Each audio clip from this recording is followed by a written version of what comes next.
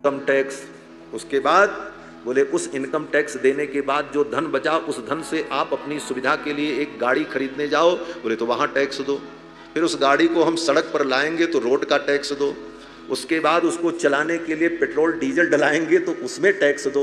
उसके बाद भी चलेगी तब टोल टैक्स दो। जगह जगह पर देते चलो टैक्स क्यों, टैक्स ही दो, मर जाओ टैक्स देते देते। ये कराधान।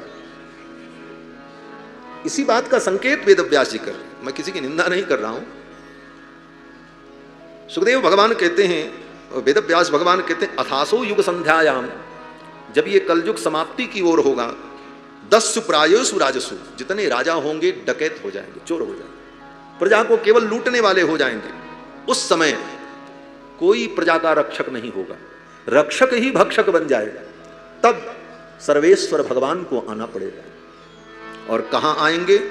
बोले जनिता विष्णु यशसो नामना कलकर जगतपति ही। संभल ग्राम में विष्णु यश नाम के एक ब्राह्मण के कुल में भगवान कल्कि का अवतार होगा और भगवान कल्कि प्रकट होकर के उन दुष्ट राजाओं को समाप्त करेंगे और उन राजाओं का साथ देने वाले जो दुष्ट लोग होंगे उन सबको मारेंगे भगवान। और भगवान के द्वारा ये संपूर्ण सृष्टि, दुष्टों की संख्या बढ़ जाएगी, अच्छे महात्मा संत और सज्जन लोग बहुत सीमित हो जाएंगे, 1% भी नहीं बचेंगे। ये स्थिति हो जाएगी। तो सारी सृष्टि को, उन दुष्टों को भगवान कल्कि नारायण मार करके समाप्त करेंगे। सारी पृथ्वी खाली हो जाएगी। बोले तब पृथ्वी पर रहेगा कौन?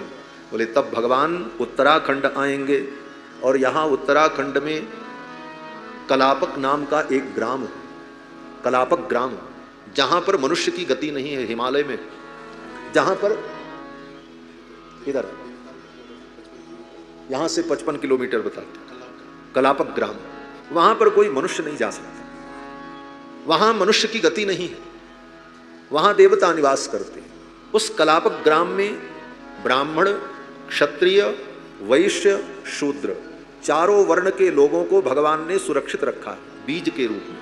क्योंकि मानव की जो ये वर्ण व्यवस्था है यह सनातन है और कलयुग में अंतर जातीय विवाह, मनमाने विवाह के द्वारा, भोग के द्वारा सारी वर्ण व्यवस्था छिन्न भिन्न हो जाएगी, सारे वर्ण नष्ट हो जाएंगे। न कोई ब्राह्मण बचेगा, न कोई क्षत्रिय बचेगा, न कोई वैश्य बचेगा, न कोई शूद्र बचेगा, सब एक जैसे हो जाएंगे। उस स्थिति में सबका संहार करने के बाद भगवान कलापक ग्राम से ब्राह्मण, क्षत्रिय, वैश्य, शूद्र चारों वर्ण के लोगों को ला करके फिर पृथ्वी पर जहां तहां स्थापित करेंगे और फिर चारों वर्णों की सृष्टि पुनः प्रारंभ होगी और वहीं से सतयुग प्रारंभ हो जाएगा। लोग अपने अपने धर्म का पालन करें। सनातन धर्म यही है। निज निज धर्म निज निज कर्म निरत श्रुति नीकी। श्रुति और शास्त्र के अनुसार अपने अपने कर्म में निरत होकर के रहना, यही सनातन धर्म है। ब्राह्मण अपने कर्म का पालन करे, क्षत्रिय अपने कर्म का पालन करे, वैश्य अपने कर्म का पालन करे, शूद्र अपने कर्म का पालन करे। इस प्रकार संपूर्ण प्रजा अपने स्वधर्म का पालन करते हुए आनंद का अनुभव करेगी और वहीं से सतयुग प्रारंभ होगा। इस प्रकार भगवान के 22 अवतार का यहाँ पर वर्णन किया श्री सूत जी महाराज ने। और फिर कहते हैं कि ये श्रीमद्भागवत महापुराण में इन्हीं भगवान के अवतारों की विस्तार से आगे कथा सुनाई जाएगी। श्रीमद्भागवत महापुराण को वेदव्यास जी ने कब और कैसे बनाया? तो सूत जी कहते हैं, द्वापरे समनुप्राप्ते तृतीये युग पर्यये जातः पराशराद योगी वासव्याम कलया हरि। अब वेदव्यास जी का अवतार हो रहा है। भागवत की कथा में प्रतिदिन भगवान का कोई न कोई अवतार होता है। चौथे दिन कृष्णावतार होता है, वो तो अलग विषय है, लेकिन रोज 2-4 अवतार भगवान के। हाँ, अब पहला अवतार हो रहा है वेदव्यास भगवान का। कहते हैं द्वापरे समनुप्राप्ते, द्वापर युग में पराशर महर्षि के द्वारा बासवी देवी के गर्भ से भगवान वेदव्यास का अवतार हुआ और वेदव्यास के रूप में प्रकट होकर के भगवान ने 17 पुराण और महाभारत की रचना की। एक दिन व्यास जी अपने आश्रम में, यहीं सरस्वती नदी के तट पर व्यास गुफा जो है, यहीं व्यास जी विराजमान थे और घूमते घूमते देवर्षि नारद आ गए। नारद जी तो यहीं रहते हैं, नारद जी ही तो प्रधान भगवान के पुजारी हैं।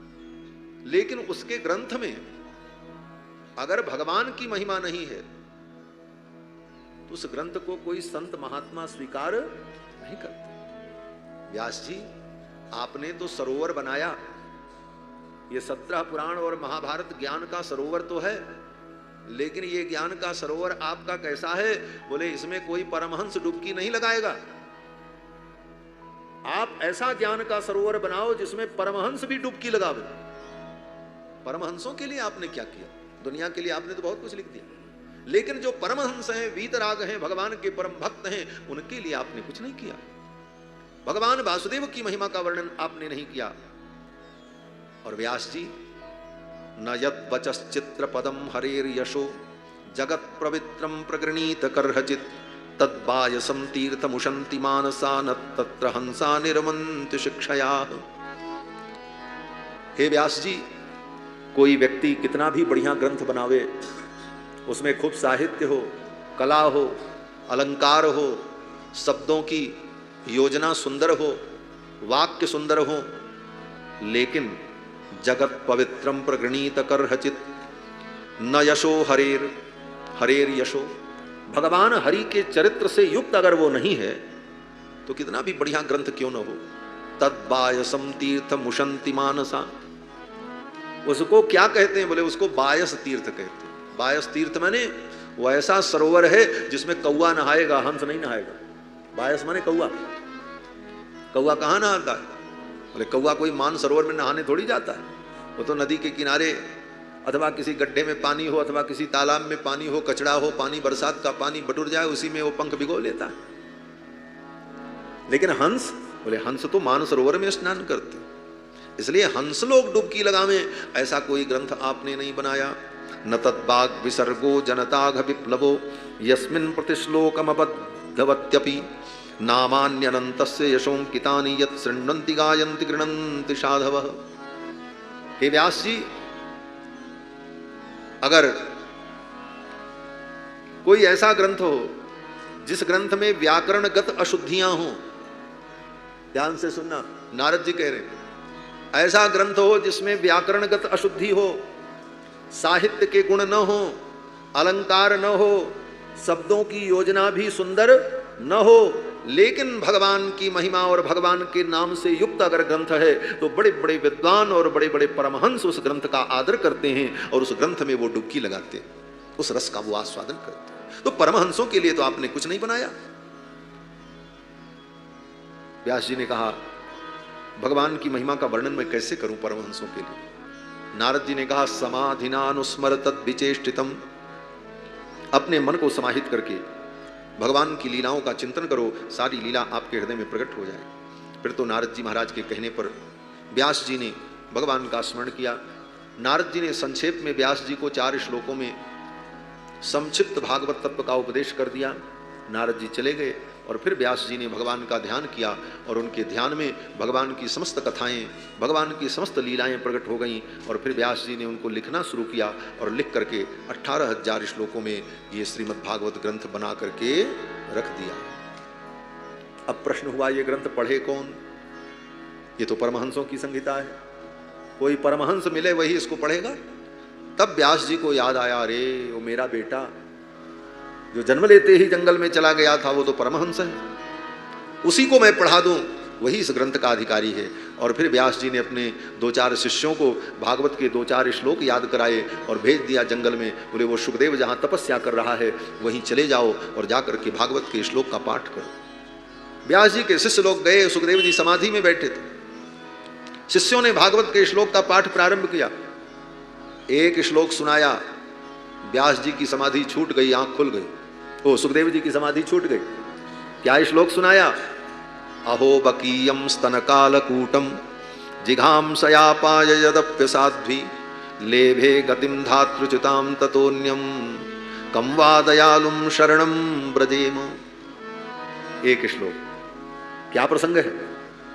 बोले जब भगवान श्री कृष्ण 6 दिन के थे, पूतना भगवान को मारने के लिए आई और अपने स्तन में कालकूट विष लगाया और भगवान को पिलाया, तो भगवान ने पूतना का दूध पीते पीते पूतना को मुक्त कर दिया, उसको गति प्रदान कर दी, मुक्ति प्रदान कर दी।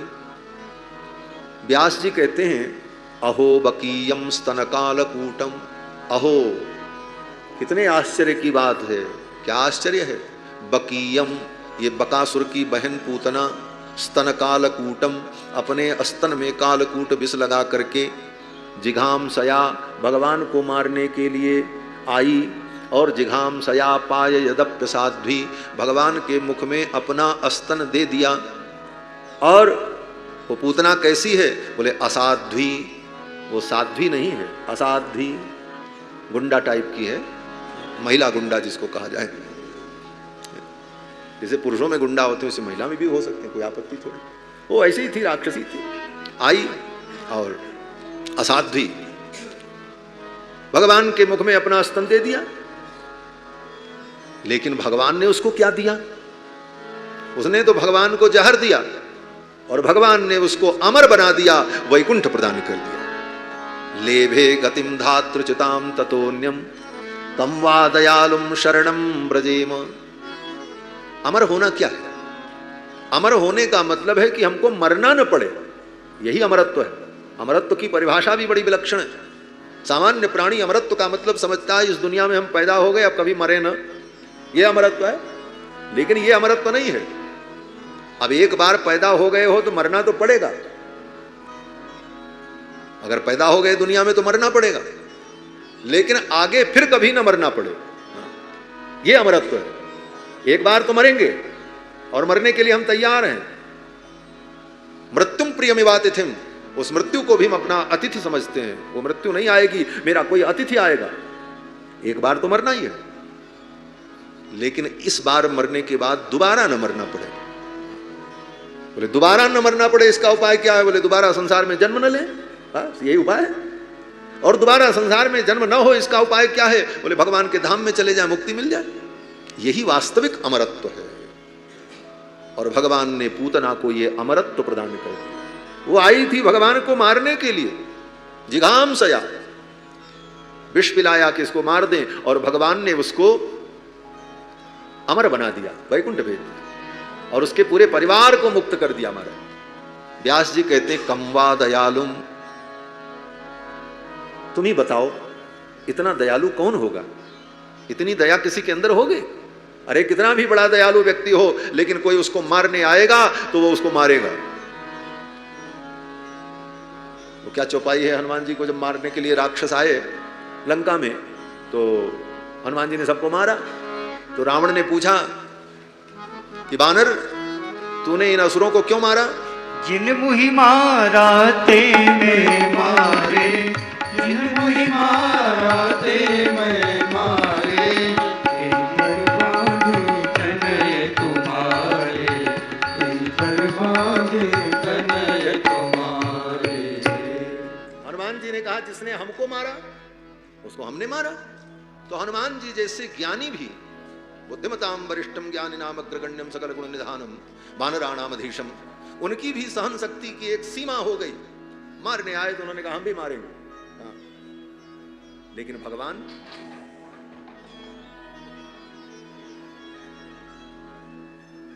भूकंप आ गया क्या। बोलो श्री सीतारामचंद्र भगवान की जय। लेकिन भगवान कितने दयालु। पूतना भगवान को मारने आई, लेकिन भगवान ने उस पर करुणा की और भगवान ने उसको परम गति प्रदान कर दिया। अब ये सुन करके सुखदेव जी की समाधि छूट गई। अरे जिस ब्रह्म का हम ध्यान करते हैं वो ब्रह्म परमात्मा इतना दयालु भी है, उसके अंदर करुणा भी है। हम तो यही जानते थे कि ब्रह्म निर्गुण है, उसमें कोई गुण ही नहीं है। लोग कहते हैं ना कि ब्रह्म तो निर्गुण है, और निर्गुण का मतलब जिसमें कोई गुण न हो। दया करुणा ये सब गुण है, अगर ये सारे गुण आ जाएंगे तो निर्गुण कैसे रहेगा। सुखदेव जी ने समाधि छोड़ दी। वे उसके अंदर तो गुण है, वो करुणा वरुणालय है, वो दया का सागर है। अगर वो सगुण है, उसके अंदर गुण है, तो निश्चित रूप से वो साकार भी होगा। अगर वो सगुण है तो वो साकार भी होगा, उसका कोई आकार होगा, उसका कोई रूप होगा। सुखदेव जी ये सोच ही रहे थे, तब तक शिष्यों ने दूसरा श्लोक सुना दिया, भगवान के स्वरूप का वर्णन किया। क्या? बोले वरहा पीडम नटवर बपु कर्णयो कर्णिकारम बिभ्रद्वास कनक कपिशम वैजयंतीं च मालाम रंधान वेणोरधर सुधया पूरयन गोपवृंदैः वृंदारण्यम सपतरमणम प्राविशद गीत कीर्ति।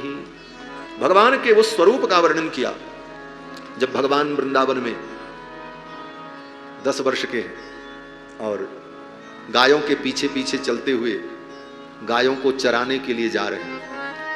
आगे आगे गायें चल रही हैं, 1-2 गाय नहीं, लाखों की संख्या में गाय हुंकार करती हुई रभाती हुई जा रही हैं और पीछे गोविंद चल रहे हैं नंगे पांव। स्वरूप क्या है? बोले बरहा पीडम, मोर के पंख को जिन्होंने अपना मुकुट बना रखा है। बरहा पीडम, वर्ह माने मोर का पंख, उसको कहते वर। आपीड, आपीड माने मुकुट। बरहा पीडम नटवर बपुहु, नटवर का स्वरूप है। कर्णयो कर्णिकारम, कानों में कनेर पुष्प का कुंडल धारण कर रखा है।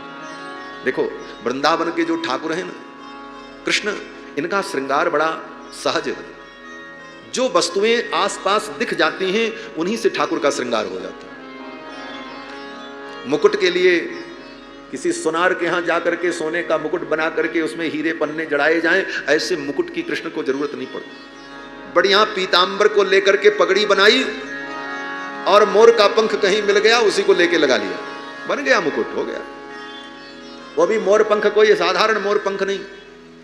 राधा प्रिय मयूरस्य, राधा रानी का जो प्रिय मयूर है, जिस मोर को राधा रानी ने पाल रखा है, राधा जी के स्नेह का जो भाजन है, वह मयूर जब नृत्य करता और उसके पंख गिर जाते तो गोविंद राधा रानी के स्नेह का प्रतीक मान करके उस मोर पंख को भगवान अपने मुकुट में धारण कर लेते। राधा प्रिय मयूरस्य, राधा जी के प्रिय मयूर के पिच्छ को गोविंद अपने मुकुट में लगा, ये बन गया मुकुट। अब कान में कुंडल कहां से आवे? तो सोने के कुंडल, हीरे जड़े कुंडल नहीं, कनेर का पुष्प।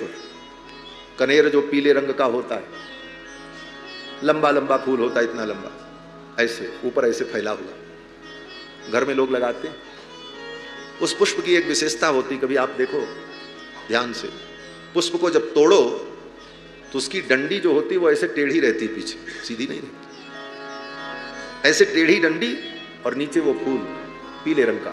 तो भगवान श्याम सुंदर क्या करते? बोले वो कनेर के पुष्प को तोड़ा और उसकी डंडी जो टेढ़ी है उसी को कान के छेद में ऐसे अटका दिया और नीचे लटक गया, सुंदर कुंडल बन गया। कर्णयो कर्णिकारम, कनेर के पुष्प को ही कानों में कुंडल बना लिया। कर्णयो कर्णिकारम बिभ्रद्वासक कनक कपिशम, और जो पीतांबर है भगवान का स्वर्ण के समान चमकता हो, कनक कपिशम। और माला कैसी है? बोले सोने की माला, हीरे की माला नहीं, वैजयंतीं च मालाम, वैजयंती की माला। वैजयंती एक पुष्प होता है, उस पुष्प के अंदर जो बीज होता है, उस बीज को लेकर के ऐसे पकड़ करके खींचो तो उसमें से एक रेशा निकलता है। रेशे को निकाल दिया तो छेद अपने आप तैयार है, धागा डाल दो बस। वैजयंतीं च मालाम, उसी वैजयंती की माला बना ली। और रंधान वेणोरधर सुधया, और अपनी वंशी को अपने अधर पर रखा और सुंदर स्वर लहरी प्रकट करते हुए रंधान वेणोरधर सुधया पूरयन गोपवृंदैहि वृंदारण्यम सुपतरमणम प्राविशद गीत कीर्ति। और सखाओं से घिरे हुए भगवान श्याम सुंदर, चारों तरफ से सखाओं ने घेर रखा है।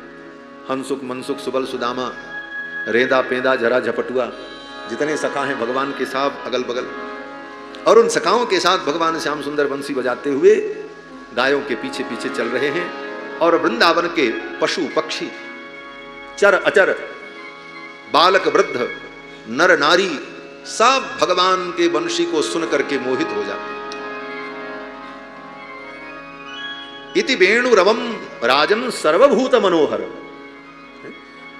ये भगवान की जो झांकी है, इस झांकी का जब वर्णन किया, भगवान के स्वरूप का वर्णन, सुखदेव जी उठ करके खड़े हो गए और आकर के उन शिष्यों से कहा और सुनाओ। व्यास जी के शिष्यों ने कहा आगे हमको नहीं मालूम, और सुनना है तो गुरु जी के पास चलो। ये तो टेलर था, पूरा देखना है, पूरी पिक्चर देखनी है तो चलो वहां। सुखदेव जी ने कहा चलो, समाधि छोड़ करके चले आए। जिस समाधि को पाने के लिए कितना साधन करना पड़ता है। अष्टांग योग की अंतिम सीढ़ी जो है वो समाधि है। यम, नियम, आसन, प्राणायाम, प्रत्याहार, धारणा, ध्यान, तब समाधि। योग की पराकाष्ठा। और उस पराकाष्ठा को प्राप्त कर चुके योगी सुखदेव जी महाराज भगवान की कथा सुनने के लिए योगी सुखदेव अपनी समाधि छोड़ करके चले आए और आकर के अपने पिता के चरणों में बैठकर, व्यास जी के चरणों में बैठकर पूरी भागवत की कथा को श्रवण किया, इसको पिया है। सोचो, सुखदेव जी ने इस कथा के लिए अपनी समाधि छोड़ दी और हम अपनी उपाधि नहीं छोड़ सकते, अपनी व्याधि नहीं छोड़ सकते, अपनी आधि नहीं छोड़ सकते। क्या हम उपाधि लेकर के ढो रहे हैं? हम कलेक्टर हैं, हम मास्टर हैं, हम प्रोफेसर हैं, हम डॉक्टर हैं, हम मंत्री हैं, हम राजा हैं, हम कथा सुनने जाएंगे? ये उपाधियां सिर पर लेकर के ढो रहे हैं। और सुखदेव ने अपनी समाधि को भी छोड़ दिया, गोविंद की कथा के लिए चल पड़े और आकर के अपने पिता के चरणों में बैठकर संपूर्ण भागवत को श्रवण किया। और श्रवण करके समय आने पर सुखदेव जी ने राजा परीक्षित को सुनाया। समाधि से ज्यादा कथा को महत्व दिया सुखदेव जी। सुखदेव जी ने राजा परीक्षित को कब सुनाया? तो सूत जी कहते हैं, हे मुनियों, महाभारत युद्ध समाप्त हो चुका था। दुर्योधन की जंघा को भीम ने अपनी गदा से तोड़ दिया था। युद्ध के मैदान में पड़ा हुआ दुर्योधन अपनी मृत्यु की प्रतीक्षा कर रहा था। उसी समय अश्वत्थामा कहीं से घूमते हुए आ गए। द्रोणाचार्य के पुत्र अश्वत्थामा ने कहा, राजन, ये आपकी जो पराजय हुई है, ये आपकी दुर्नीतियों का परिणाम। दुर्योधन ने कहा, क्या मेरी दुर्नीति थी? अश्वत्थामा ने कहा, आपने उनको सेनापति बनाया जो शरीर से तुम्हारे साथ थे और मन से पांडव के साथ थे। चाहे वो मेरे पिता रहे हों द्रोणाचार्य और चाहे भीष्म पितामह रहे हों, ये सब हृदय से पांडव के पक्ष में थे। आपने जो सेनापति का चयन किया वो गलत किया। अगर आप मुझे सेनापति बनाते तो आज विजय आपकी हुई होती। दुर्योधन अश्वत्थामा सेनापति बनने के लिए लालायित था कि इस महाभारत के युद्ध में मेरी भी कोई भूमिका हो। आगे जब इतिहास लिखा जाएगा महाभारत का, तो सेनापति के रूप में, वीर के रूप में मेरा भी नामोल्लेख हो। इसलिए अश्वत्थामा की यह कामना थी कि मैं कौरव दल का सेनापति एक दिन के लिए भी बन जाऊं तो इतिहास में मेरा नाम लिखा जाएगा। अश्वत्थामा ने कहा, आज भी कुछ बिगड़ा नहीं, आज हमको सेनापति बना दो और मैं प्रतिज्ञा करता हूं, कल प्रातः काल सूर्योदय के पहले 5 पांडव का मस्तक काट करके आपके चरणों में रख दूंगा। दुर्योधन ने कहा, अब तो सेना ही नहीं बची है, किस चीज का सेनापति बनावे? तो अश्वत्थामा ने कहा, कृपाचार्य और कृतवर्मा 2 लोग बचे हुए। ये कृपाचार्य अश्वत्थामा के सगे मामा हैं। बोले, मेरे मामा जी कृपाचार्य जो हैं वो बचे हैं और कृतवर्मा बचे हैं। ये 2 सैनिक और मैं सेनापति और आप मेरे राजा, 5वें की जरूरत ही नहीं। 2 सैनिक, 1 सेनापति और 1 राजा, हम 4 मिलकर के उन 5 पांडव को जीत लेंगे। आप मुझे सेनापति घोषित तो करो। अश्वत्थामा ने देखा, जब सब कर लिया तो ये भी करके देख लेते, मरता क्या न करता। अपने शरीर से बहते हुए रक्त को लेकर के दुर्योधन ने अश्वत्थामा के मस्तक पर तिलक लगाया और कहा, जाओ, मैं कौरव सेना का तुम्हें सेनापति नियुक्त करता हूं। अश्वत्थामा ने कृपाचार्य और कृतवर्मा से कहा, अब आप दोनों लोग मेरे अधीन हैं, आप मेरे सैनिक हैं, मैं सेनापति हूं और मेरी आज्ञा का पालन करना आपका धर्म है और मैं जो कहता हूं वो करो। कृपाचार्य और कृतवर्मा ने कहा, जैसी आज्ञा। अश्वत्थामा ने कहा, चलो मेरे साथ। दोनों को लेकर के अश्वत्थामा चल पड़े पांडव के शिविर की ओर। रात्रि का समय था। अश्वत्थामा विचार करने लगा, पांडव को कैसे मारेंगे? सम्मुख आ जाएंगे पांडव तो उनको जीत पाना असंभव। रास्ते में जाते समय अश्वत्थामा ने देखा, कौआ के घोंसले पर उल्लुओं ने आक्रमण कर दिया था। कौए को रात में दिखता नहीं, उल्लू को रात में दिखता था। उल्लुओं ने मिलकर के कौओं के घोंसलों को नष्ट कर दिया और उनके बच्चों को मार डाला। क्यों? बोले, दिन में कौओं ने उल्लुओं के घोंसले पर आक्रमण किया था उस समय उल्लू असमर्थ थे। उल्लुओं ने विचार किया रात होने दो, हमारा भी मौका आएगा, तब हम इनको बताएंगे। इस दृश्य को देख करके अश्वत्थामा ने इसी को रणनीति बना लिया। अश्वत्थामा ने कहा इसी नीति के द्वारा पांडव को जीता जा सकता है। सब सो रहे हैं और इसी समय चल करके उनको मार दिया जाए, काम खत्म हो गया। अश्वत्थामा चल पड़ा। भगवान जान गए। भगवान द्वारिकाधीश ने विचार किया अश्वत्थामा पांडव को मारने आ रहा है, लेकिन आज पांडव की मृत्यु नहीं है, आज तो द्रौपदी के 5 पुत्रों की मृत्यु। आज द्रौपदी के 5 पुत्रों की आयु पूर्ण हो रही है, और अगर ये 5 पांडव अपने शिविर में रहेंगे तो अश्वत्थामा उन पुत्रों को नहीं मार पाएगा, और आज उनकी मृत्यु अनिवार्य है, आज उनका काल पूरा हो चुका है। तो भगवान ने 5 पांडव से कहा, द्रौपदी से कहा, आज की रात कितनी सुहावनी है, आओ चलो घूमने चलते। चांदनी रात्रि में 5 पांडव को लेकर के शिविर से भगवान बाहर चले गए। अश्वत्थामा आया। अश्वत्थामा ने कृपाचार्य और कृतवर्मा से कहा द्वार पर खड़े रहो, शिविर से निकल करके कोई भागने न पावे, भागने का प्रयास करे तो तुम दोनों उन्हें मार देना, और मैं भीतर जा रहा हूं। अश्वत्थामा भीतर गया। द्रौपदी के 5 पुत्र सोए थे बिस्तर पर। अश्वत्थामा ने समझा ये 5 पांडव। द्रौपदी के 5 पुत्रों के सिर को अश्वत्थामा ने काट लिया, और काट करके एक कपड़े में बांध लिया और धड़ वहीं छोड़ दिया। लोग जो वहां सेवा करने वाले सैनिक थे वो भागने लगे। कृपाचार्य और कृतवर्मा ने दोनों ने अपने तलवार से उन सब को मृत्यु के घाट उतार दिया। अश्वत्थामा द्रौपदी के 5 पुत्रों के सिर को लेकर के आया, दुर्योधन के सामने रख दिया। बोले लो 5 पांडव का मस्तक मैं लेकर के आया हूं। दुर्योधन उठ करके बैठ गया। बोले 5 पांडव के मस्तक? बोले हां। दुर्योधन ने कहा खोलो खोलो, मैं देखना चाहता हूं। दुर्योधन ने कहा इसमें से भीम का मस्तक कहां है, मुझे दिखाओ, मैं देखना चाहता हूं। उन 5 मस्तकों में जब भीम का मस्तक ढूंढने लगे तो कहीं नहीं मिला। दुर्योधन ने अपने मस्तक की मणि को, अपने मुकुट की मणि को निकालकर उस मणि के प्रकाश में एक एक सिर को उठा उठा करके देखने लगा। भीम का सिर नहीं दिखा, अर्जुन का नहीं दिखा, नकुल सहदेव का नहीं दिखा, युधिष्ठिर का नहीं दिखा। दुर्योधन ने कहा रे आचार्य पुत्र, आपने इन बालकों की हत्या की, ये हमारे कौरव वंश के बीज थे, आगे चल करके यही हमारे पुरखों का पिंडदान करते, इनको भी तुमने मार दिया। आज दुर्योधन को बड़ा दुख हुआ। द्रौपदी के 5 पुत्रों के मरने पर दुर्योधन बहुत दुखी हुआ। तुमने तो मेरा वंश ही नष्ट कर दिया। इधर तो ये सब हुआ। उधर द्रौपदी जब शिविर में आई, पांडव आए, द्रौपदी ने देखा 5 पुत्र के धड़ पड़े हैं, सिर गायब। द्रौपदी चीत्कार करके रोने लगी। अर्जुन ने द्रौपदी को संभाला। कल्पना करो, जिस मां के 5 पुत्र एक दिन ही मार दिए जाएं और सिर गायब हो जाए, केवल धड़ पड़ा, और मां अपनी आंखों से देखे, कितना करुण दृश्य होगा। और उससे भी बड़ी बात, भगवान कृष्ण बगल में खड़े हैं। उसके बाद आज हमारे आपके जीवन में छोटी मोटी दुर्घटना हो जाती है तो हम भगवान को दोष देने लगते हैं। हमने इतनी भक्ति की, इतनी कथा सुनी, और मेरे साथ भगवान ने ये किया।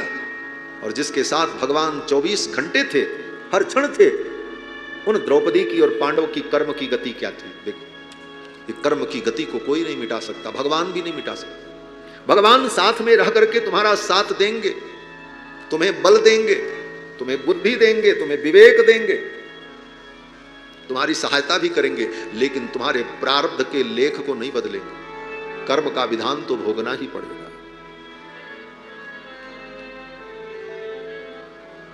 द्रौपदी के 5 पुत्र जब मारे गए तो अर्जुन ने कहा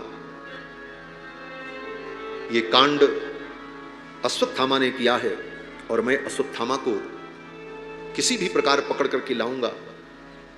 अर्जुन चल पड़े, भगवान भी साथ गए, अश्वत्थामा को निगृहीत किया। बड़ी लंबी कथा है। युद्ध हुआ, ब्रह्मास्त्र चला।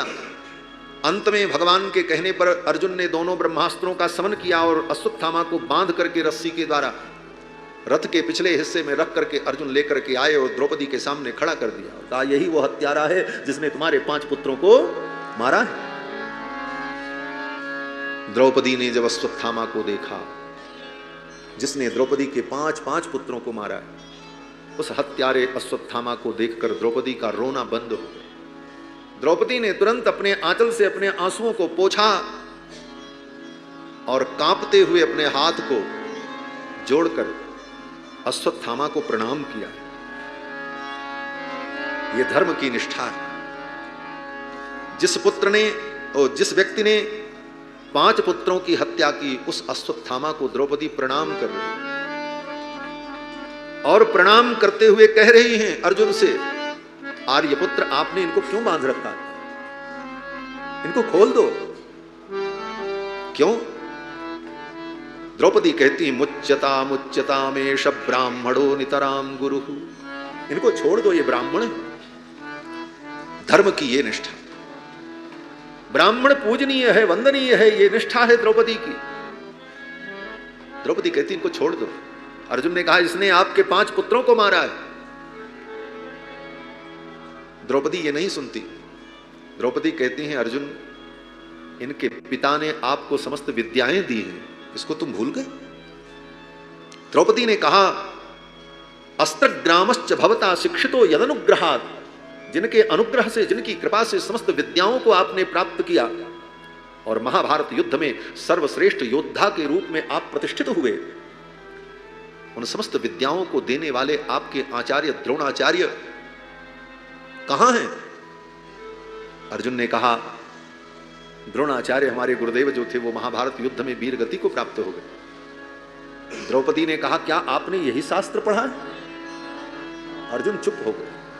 द्रौपदी ने कहा, आपके गुरुदेव आचार्य द्रोणाचार्य कहीं गए नहीं, सएष भगवान द्रोण प्रजारूपेण वर्तते। आपके आचार्य द्रोणाचार्य पुत्र के रूप में, अश्वत्थामा के रूप में आपके सामने खड़े हैं, इनको प्रणाम करो। ये गुरु के पुत्र हैं, आचार्य के समान आदरणीय। आत्मा वै जायते पुत्रः, ये वेद का सिद्धांत है। आत्मा ही पुत्र के रूप में होती है, इसलिए गुरु के पुत्र में भी गुरु के समान ही निष्ठा रखनी चाहिए। क्या आपने ये शास्त्र नहीं पढ़ा? अर्जुन तो चुप हो गए। द्रौपदी ने कहा, इन्हें छोड़ दो। अगर इनको कुछ हो गया तो इनकी मां जो कृपी है, कृपाचार्य की बहन कृपी, वो रोएंगी, वो दुखी होंगी, इसलिए इनको छोड़ दो। मां रोदी दस्य जननी गौतमी पति देवता, इन्हें छोड़ दो। तब तक भीम सामने आ गए। भीम ने कहा, अर्जुन छोड़ना मत, इसको मैं मार डालूंगा। भीम ने कहा, अर्जुन छोड़ना मत, मैं इसे मारूंगा। द्रौपदी सामने आ गई। द्रौपदी ने कहा, मैं मारने नहीं दूंगी, इन्हें छोड़ दो, ये गुरु के पुत्र हैं, ब्राह्मण हैं, ब्राह्मण को नहीं मारना चाहिए। भगवान इस लीला को देख रहे हैं और खड़े, कभी भीम की ओर देखते, कभी द्रौपदी की ओर देखते। दोनों अपने बात पर अडिग थे। भीम ने कहा, मैं मारूंगा, द्रौपदी ने कहा, मैं मारने नहीं दूंगी। भगवान ने देखा कहीं ये दोनों आपस में न झगड़ जाएं। वेदव्यास जी लिखते हैं कि निशम्य भीम गदितम, भीम के वचन को सुनकर, द्रौपद्याश्च, और द्रौपदी के वचन को सुनकर, निशम्य भीम गदितम द्रौपद्याश्च चतुर्भुजः, उसी समय भगवान चतुर्भुज हो गए। भगवान कृष्ण की 2 भुजाएं थीं, लेकिन उस समय भगवान ने चतुर्भुज रूप धारण कर लिया, 4 भुजाएं हो गई। मार चतुर्भुज रूप प्रकट हो गया भगवान का। क्यों प्रकट हो गया? अश्वत्थामा को मारने के लिए? कहते नहीं नहीं, भगवान ने सोचा कहीं ये भीम और द्रौपदी दोनों आपस में न झगड़ जाएं, इसलिए भगवान की 4 भुजाएं प्रकट हो गईं। 2 भुजाओं से भगवान ने भीम को पकड़ा और 2 भुजाओं से द्रौपदी को पकड़ करके दोनों को अलग किया भगवान। निशम्य भीम गदितम द्रौपद्याश्च चतुर्भुजः आलोक्य वदनम सख्युर इदमाह हसन्निव, हंसते हुए भगवान ने अर्जुन से कहा, अर्जुन द्रौपदी जो कहती हैं ठीक कहती है, ब्राह्मण का वध नहीं करना चाहिए, और भीम जो कहते हैं ये भी ठीक कहते हैं, आतताई को मार देना चाहिए। ये आतताई, दोनों अपनी अपनी जगह पर सही हैं। लेकिन अर्जुन, ये दोनों बातें जो कह रहे हैं, भीम जो कह रहे हैं और द्रौपदी जो कह रहे हैं, इन दोनों बातों को शास्त्र में मैंने ही कहा है, ये मेरा ही वचन है। क्या वचन है भगवान का? भगवान कहते हैं ब्रह्म बंधुर न हंतव्य, ब्राह्मण को मारना नहीं चाहिए, और आतताई बधारहण, आतताई को मार देना चाहिए। मयैव उभयाम नातम, भगवान कहते हैं ये दोनों वचन मेरे द्वारा ही कहे गए हैं शास्त्र में। अर्जुन आज तुम्हें निर्णय करना है, मेरे दोनों वचन सार्थक हो जाएं। भीम जो कह रहे हैं वो भी सत्य हो और द्रौपदी जो कह रही है वो भी सत्य हो, क्योंकि दोनों वचन मेरे हैं। और आज संजोग ऐसा है कि ये आतताई भी है और ब्राह्मण भी है।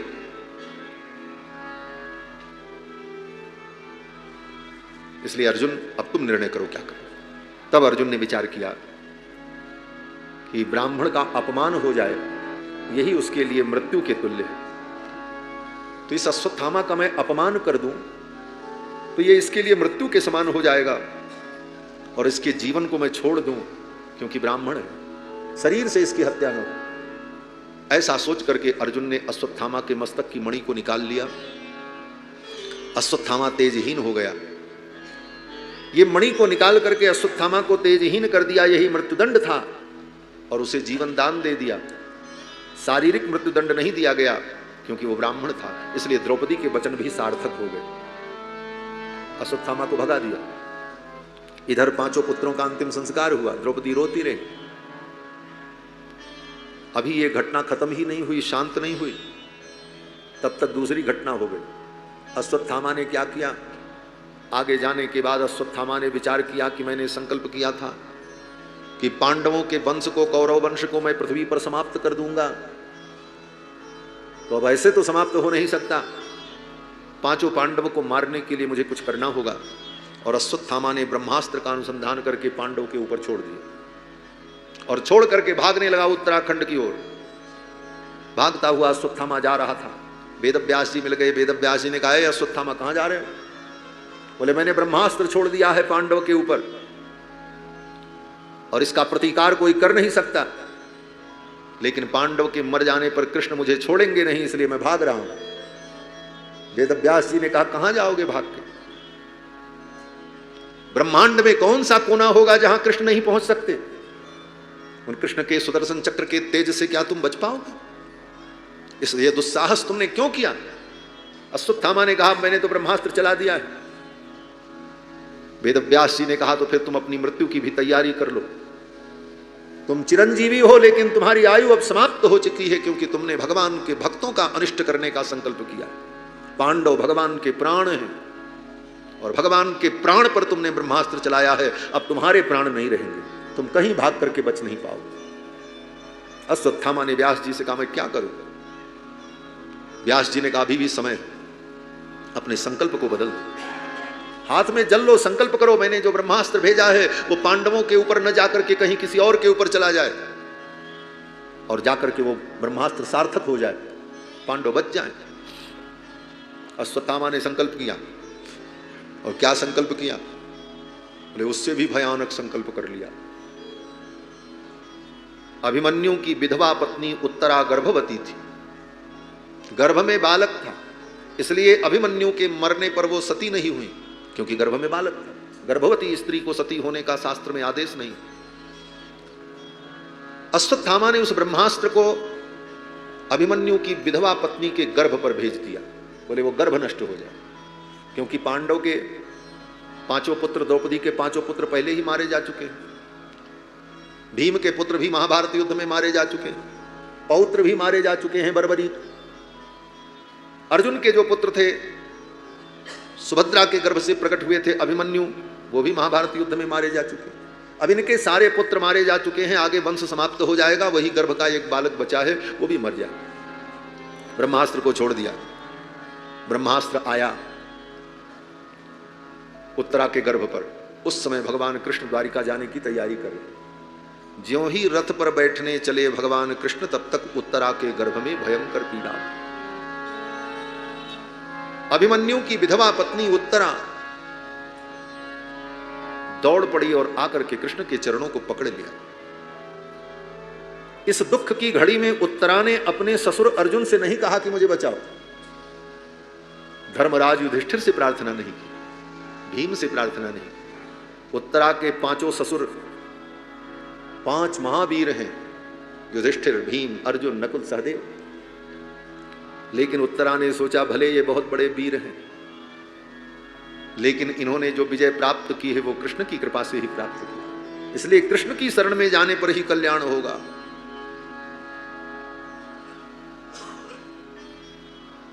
और ये शिक्षा उत्तरा की सासू माँ ने दिया था। किसने? बोले द्रौपदी ने। द्रौपदी ने अपनी बहू को सिखाया था, बेटी कभी भी भरोसा करना तो केवल भगवान का करना। मैंने भी भरोसा किया था इन 5 पतियों पर, लेकिन जब मेरा चीरहरण होने लगा तो ये 5 पति सिर झुका करके बैठे रहे, कुछ नहीं कर पाए। और उसी दिन मुझे स्मरण हो गया कि भरोसा तो केवल गोविंद का करना चाहिए, और मैंने गोविंद को पुकारा। गोविंद द्वारिका वासिन कृष्ण गोपी जनप्रिय कौरवै ही परिभूताम माम किम न जानासि केशव। फिर कृष्ण ने मेरी रक्षा की। इसलिए हे बेटी, तेरे जीवन में कभी कोई संकट आवे तो कृष्ण को याद करना। आज उत्तरा दौड़ पड़ी और आकर के कृष्ण के चरणों को पकड़ लिया। भगवान रथ पर बैठने जा रहे थे, देखा उत्तरा को, क्या हुआ? उत्तरा ने कहा, पाहि पाहि महायोगिन देव देव जगतपति। हे जगतपति, हे महायोगी, हे कृष्ण, मेरे गर्भ को बचा लो, ये मेरा गर्भ नष्ट न हो। मैं मर जाऊं कोई बात नहीं, लेकिन मेरा ये गर्भ बचा रह जाए। भगवान ने कहा, तुझे इस गर्भ से इतना प्रेम क्यों है? उत्तरा ने कहा, मुझे गर्भ से प्रेम नहीं है, मुझे प्रेम तो आपके चरणों में। बोले, तू इस गर्भ को क्यों बचाना चाहती हो? उत्तरा ने कहा, अगर ये गर्भ नष्ट हो गया तो हे द्वारिकाधीश, आपको कलंक हो जाएगा। क्या कलंक होगा? उत्तरा ने कहा, आने वाले युगों में लोग यही कहेंगे कि जिस पांडव वंश की रक्षा के लिए गोविंद कृष्ण ने संकल्प किया था, वो पांडव वंश इस पृथ्वी से सदा सदा के लिए समाप्त हो गया। ये कलंक आपको होगा, और मैं नहीं चाहती कि हे गोविंद आपके ऊपर कलंक हो, इसलिए इस गर्भ को बचा लो। भगवान ने तुरंत सूक्ष्म रूप धारण किया और उत्तरा के गर्भ में प्रविष्ट हुए, और अपने सुदर्शन चक्र के द्वारा उस ब्रह्मास्त्र को शांत कर दिया और मरे हुए उस गर्भ को पुनर्जीवित कर दिया। वही महाराज परीक्षित है, जिनको गर्भ में भगवान ने जाकर के बचाया। इसीलिए इनका नाम विष्णुरात हुआ। इनके गुरुजी ने, कुल पुरोहित महर्षि धौम्य ने, जब परीक्षित का जन्म हुआ तो महर्षि धौम्य ने इनका जब नामकरण संस्कार किया तो महर्षि धौम्य ने कहा, इनका नाम विष्णुरात होगा। विष्णुरात क्यों होगा? बोले, भगवान विष्णु ने इनकी रक्षा की। भगवान विष्णु कौन है? बोले, भगवान कृष्ण ही तो है, और उन्होंने गर्भ में जाकर के इस गर्भ की रक्षा की, इसलिए इनका नाम विष्णुरात होगा। और इनका नाम परीक्षित क्यों पड़ा? बोले, जब जन्म हुआ तो जन्म लेने के बाद जब मां ने गोद में लिया तो मां को एक बार देखा और फिर आंख बंद कर लिया, अब आंखें नहीं खोले। मां उत्तरा परेशान हो गई, अपनी सासू मां के गोद में दे दिया, सुभद्रा की गोद में, द्रौपदी की गोद में। उनकी गोद में जब गए तो आंख खोल करके देखा, फिर आंख बंद कर लिया, फिर आंख बंद, खुले ही नहीं। सब लोग परेशान। जिसकी गोद में जाएं एक बार देखें और आंख बंद कर, न रोना न बोलना। कृष्ण आए, भगवान जब कृष्ण आए तो भगवान कृष्ण ने जब गोद में लिया महाराज परीक्षित को, आंख खोली और देखा, और गोविंद को देखते पहचान लिया, इन्होंने ही तो मेरी रक्षा की थी, इन्हीं को ढूंढ रहे थे। फिर तो भगवान को देख करके मुस्कुराने लगे, दूध पीने लगे, हंसने लगे, खेलने लगे। कहते हैं, जिसने जन्म लेते ही भगवान की परीक्षा ली। भगवान कहाँ है? देखते तो थे, लेकिन भगवान न दिखे तो आंख बंद कर ली। जब भगवान को देखा तब मुस्कुराहट आई और दूध पिया और फिर खेलने लगे। तो भगवान की जिसने परीक्षा की, भगवान को ढूंढा, इसलिए इनका नाम परीक्षित हुआ है। यह भी एक कारण है। आगे श्री सूत जी महाराज कहते हैं कि भगवान गर्भ की रक्षा करने के बाद जब द्वारिका जाने को तैयार हुए तो सामने कुंती बुआ आ गई। कुंती बुआ जब आई तो कुंती बुआ ने भगवान को देखा, प्रणाम किया। भगवान श्री कृष्ण ने कहा, बुआ जी अब तो आपके बेटों का साम्राज्य स्थापित हो गया, सब सुखी हो गए, अब मैं द्वारिका जा रहा हूं। अगर आपकी कोई और इच्छा हो, कोई आज्ञा हो तो आप बताओ। तो कुंती ने भगवान को प्रणाम किया और कहा, हे कृष्ण, अगर आप मुझे कुछ देना चाहते हो तो आप यही कृपा करो कि मेरे ऊपर विपत्तियां आती रहे।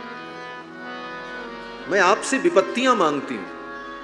कुंती ने यही कहा है कि विपदः सन्तु न सस्वत् तत्र तत्र जगत गुरु। हे जगत गुरु, हे जगदीश, आप कृपा करो मेरे ऊपर विपत्तियां आती रहें। भगवान ने कहा, बुआ जी, इतनी विपत्ति आई अभी भी आपको संतोष नहीं हुआ? दुनिया संपत्ति चाहती है, सुख चाहती है, और आप विपत्ति चाहती हैं। कुंती हंसने लगी और कुंती ने कहा, जगदीश, इन विपत्तियों का क्या महत्व है ये दुनिया के लोग नहीं जानते, मुझसे पूछे मैं बताऊंगी। कुंती ने कहा, इन विपत्तियों का क्या महत्व है मैं जानती हूं, इसलिए मैं मांग रही हूं। भगवान ने कहा, क्या महत्व है? कुंती ने कहा, प्रभु, ये विपत्तियां इतनी महत्वपूर्ण हैं कि जब जीवन में विपत्तियां आती हैं कृष्ण, तभी तुम्हारा दर्शन होता है, अन्यथा तुम्हारा दर्शन नहीं। विपत्तियों का इतना बड़ा महत्व है। कुंती कहती हैं, भवतो दर्शनम यत् स्यात् अपुनर्भव दर्शन। ये विपत्तियां ही कृष्ण तुम्हारा अनुभव कराती, नहीं तो संपत्ति में फूले लोग आपको कहां याद करते? किसको आपकी याद आती है? ये विपत्तियां आपका स्मरण कराती हैं, आपका दर्शन कराती हैं, आपके चरणों तक पहुंचाती हैं। इसलिए हे गोविंद, मैं तो यही मांगती हूं कि मेरे जीवन में विपत्तियां सदा बनी रहें। आज मेरे जीवन में संपत्ति आई, सुख आया, मेरे पुत्र सुखी हो गए, तो हे कृष्ण, आप हमें छोड़कर जा रहे हो? मैं तो चाहती हूं कि ये विपत्तियां मेरे जीवन में बनी रहें, जिससे तुम्हारा दर्शन होता रहे। और मैंने सुना है, नमो अकिंचन वित्ताय निवृत्त गुणवृत्तये। आप अकिंचन के धन हो, जिसके पास कुछ नहीं होता उसके पास आप होते। इसलिए मैं कुछ नहीं चाहती, मैं आपको चाहती। और हे कृष्ण, ये आपकी लीला है। आपका ये जन्म कर्म केवल विडंबना मात्र है। आप जन्म कर्म के बंधन में नहीं होते। संसार के जैसे प्राणी जन्म लेते हैं, मर जाते हैं और कर्म करते हैं, कर्मों का परिणाम भोगते हैं। आप इन सब चीजों से परे हो, लेकिन आपकी लीला बड़ी विचित्र है। आपकी ये लीला बड़े बड़े लोगों को मोह में डाल देती। कुंती कहती हैं कि गोप्या ददे त्वयि कृतागसिदाम तावत् याते दशास्त्रु कलिलांजन संभ्रमाक्षम वक्त्रम निनीय भय भावयना स्थितस्य सामाम विमोहयति भीरपि यद् बिभेति। कृष्ण, ये आपकी लीला बड़े बड़े लोगों को मोह में डाल देती। जिसके भय से भय भी भयभीत होता हो, वो कृष्ण है। कुंती कहती, मैंने आपके उस रूप को भी देखा है वृंदावन में। क्या रूप? बोले, जब आप नटखट लीला करते, दही की मटकी तोड़ देते, तो यशोदा रानी नाराज होकर के आपको पकड़ती और दंड देने के लिए उद्यत होती, और उनकी डांट सुनकर, उनके क्रोध को देखकर आप इतने भयभीत होते थे कि आपकी आंखों से अश्रुपात होता था। बोले, कहां? हस्तिनापुर में, इंद्रप्रस्थ में कुंती, और वृंदावन में ठाकुर जी की बाल लीला कहां से देख लिया? कहते हैं, कभी कभी कुंती बुआ सेवकों को लेकर रथ पर बैठकर अकेले निकल जाती थी और वृंदावन में आकर के 2-4-10 दिन रहती थी, कृष्ण की बाल लीलाओं का दर्शन करती थी। कुंती ने देखा था। कुंती ने कहा, प्रभु, जब मां यशोदा आपको डांटती तो आप रोने लगते, और रोते समय आपके आंसुओं से आपके आंखों के काजल धुलकर आपके गालों पर फैल जाते थे। कितने नजदीक से कृष्ण का अनुभव किया है। कुंती कहती हैं, याते दशास्त्रु कलिलांजन संभ्रमाक्षम।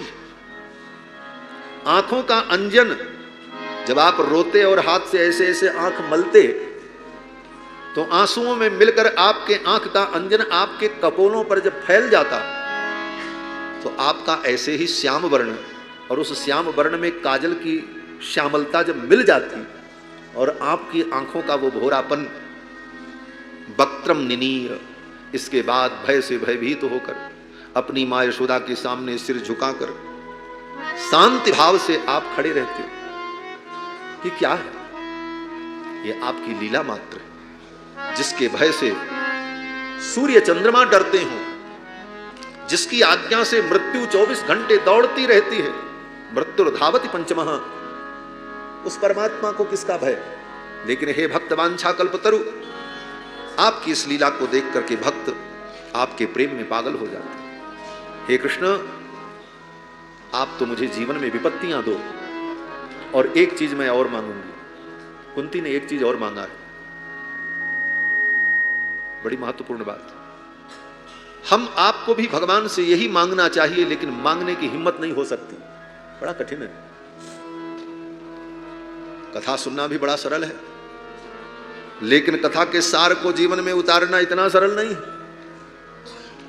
कुंती कहती है, कृष्ण जाओ, मैं आपको नहीं रोकूंगी, लेकिन एक काम करना, ये जो मेरे बेटे हैं पांचों पांडव, द्रौपदी, इनके परिवार के लोग, इनके प्रति मेरे हृदय में जो थोड़ा भी स्नेह है, उस स्नेह को भी खत्म करके जाना।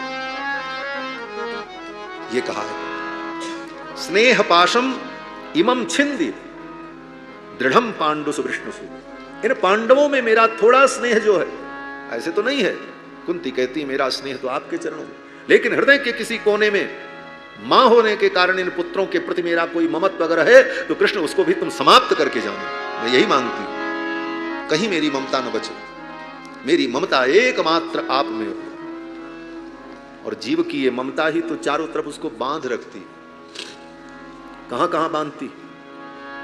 हमारी ममता 10 दिशाओं में बटी हुई है, जननी, जनक, बंधु, सुत, दारा, और तन, धन, भवन, सुहृद, परिवार। इतनी जगह हमारी ममताएं बंधी हैं। हम बंधन में बंधे, किधर जाओगे? एक व्यक्ति के शरीर में 10 रस्सी बांधी जाए और 10 आदमी 10 दिशाओं में अपनी अपनी तरफ खींचे रहें, वो व्यक्ति भगवान के पास जाएगा? कैसे जाएगा? वो कहेगा उधर नहीं जाने देंगे, वो अपनी तरफ खींचे, वो अपनी तरफ खींचे। एक नहीं 10-10, ले सारे बंधन ममता के। गोस्वामी तुलसीदास जी कहते हैं, ये ममता की डोरी से जो तुम बंधे हो संसार में, इस डोरी को बटोरो और बटोर करके इसको गोविंद के चरणों में लगा दो। जननी जनक बंधु सुत दारा, तन धन भवन सुहृद परिवारा।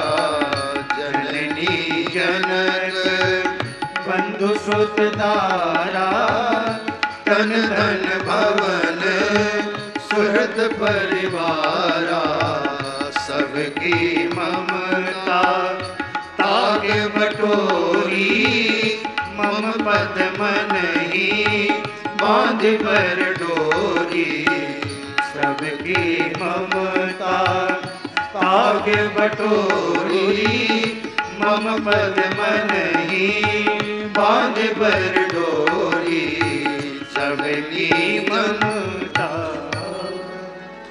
ये ममता, संसार की ममता को भगवान से जोड़ दे। एक महात्मा कहते थे, देखो जो ममता संसार में पुत्र परिवार में है, वो भगवान में हो जाए, बस कल्याण हो जाए। करना कुछ नहीं है, नया कुछ नहीं करना है, बस अपनी ममता की दिशा को बदलना है। बस कैसे? एक महात्मा कहते थे, जिस चाबी से ताला बंद होता है, उसी चाबी से ताला खुलता भी है। खोलने के लिए दूसरी चाबी नहीं होती। अंतर क्या है? बोले इधर की तरफ घुमाया तो ताला बंद, और इधर की तरफ घुमा दिया तो ताला खुल गया। ये हमारी ममता जो संसार के तरफ है, ये बंधन, और इसको घुमा दिया भगवान की तरफ कर दिया तो ताला खुल गया। करना तो इतना, बहुत ज्यादा समझने की जरूरत नहीं, बात थोड़ी सी, केवल अपनी ममता को भगवान में जोड़ देना। कुंती ने कहा, स्नेह पासम इमं छिन्ति दृढ़ं पाण्डुसु विष्णुसु त्वयि में अनन्य विषया मतिर्मधुपते सकृत। और मेरी ये मति आप में लग जाए, यही कृष्ण, हे गोविंद यही आप कृपा करो, यही मैं चाहती हूं। भगवान ने कहा तथास्तु। भगवान द्वारिका पधार गए। द्वारिका में भगवान का बड़ा अद्भुत स्वागत हुआ। लेकिन जाते जाते द्वारिका पहुंचने के पहले भगवान ने अपने एक भक्त भीष्म पितामह पर कृपा की। ज्यों ही भगवान चलने लगे तब तक भगवान को याद आया, अरे पितामह का दर्शन कर ले। युद्ध के मैदान में भगवान पहुंचे पांडवों को लेकर। भीष्म पितामह बाण की सैया पर पड़े थे, उत्तरायण की प्रतीक्षा कर रहे थे। सूर्य उत्तरायण हो तो मैं अपने प्राणों का त्याग करूं। भगवान जब पहुंचे,